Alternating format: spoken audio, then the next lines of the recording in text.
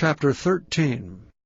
On that day they read in the book of Moses in the audience of the people, and therein was found written, that the Ammonite and the Moabite should not come into the congregation of God forever, because they met not the children of Israel with bread and with water, but hired Balaam against them, that he should curse them. Howbeit our God turned the curse into a blessing. Now it came to pass, when they had heard the law, that they separated from Israel all the mixed multitude.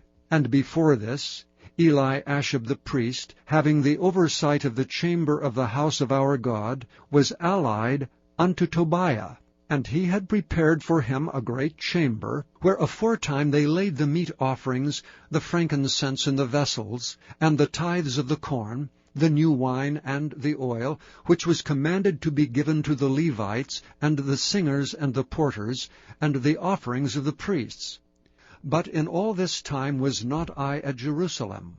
For in the 32nd year of Artaxerxes king of Babylon came I unto the king, and after certain days obtained I leave of the king. And I came to Jerusalem, and understood of the evil that Eliashib did for Tobiah, in preparing him a chamber in the courts of the house of God.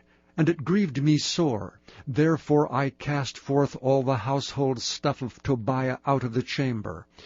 Then I commanded, and they cleansed the chambers. And thither brought I again the vessels of the house of God, with the meat offering and the frankincense. And I perceived that the portions of the Levites had not been given them, for the Levites and the singers that did the work were fled every one to his field. Then contended I with the rulers, and said, Why is the house of God forsaken? And I gathered them together, and set them in their place. Then brought all Judah the tithe of the corn, and the new wine, and the oil unto the treasuries.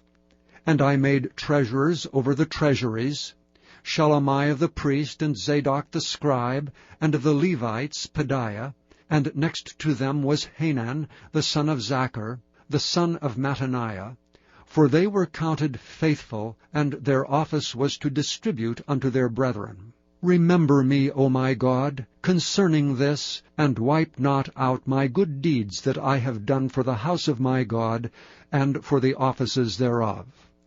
In those days saw I in Judah some treading winepresses on the Sabbath, and bringing in sheaves, and lading asses, as also wine, grapes, and figs, and all manner of burdens which they brought into Jerusalem on the Sabbath day. And I testified against them in the day wherein they sold victuals. There dwelt men of Tyre also therein, which brought fish, and all manner of ware, and sold on the Sabbath unto the children of Judah and in Jerusalem. Then I contended with the nobles of Judah, and said unto them, What evil thing is this that ye do, and profane the Sabbath day? Did not your fathers thus, and did not our God bring all this evil upon us and upon this city? Yet ye bring more wrath upon Israel by profaning the Sabbath. And it came to pass that when the gates of Jerusalem began to be dark before the Sabbath, I commanded that the gates should be shut, and charged that they should not be opened till after the Sabbath. And some of my servants set I at the gates, that there should no burden be brought in on the Sabbath day. So the merchants and sellers of all kind of ware lodged without Jerusalem once or twice. Then I testified against them, and said unto them, Why lodge ye about the wall? If ye do so again, I will lay hands on you. From that time forth came they no more on the Sabbath. And I commanded the Levites that they should cleanse themselves, and that they should come and keep the gates to sanctify the Sabbath day. Remember me, O my God, concerning this also, and spare me according to the greatness of thy mercy. In those days also saw I Jews that had married wives of Ashdod, of Ammon, and of Moab.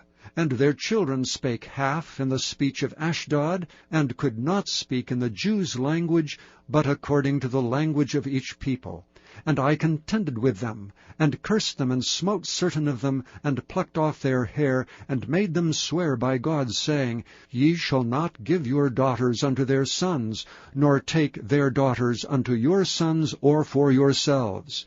Did not Solomon king of Israel sin by these things? Yet among many nations was there no king like him, who was beloved of his God, and God made him king over all Israel. Nevertheless, even him did outlandish women cause to sin. Shall we then hearken unto you to do all this great evil, to transgress against our God in marrying strange wives?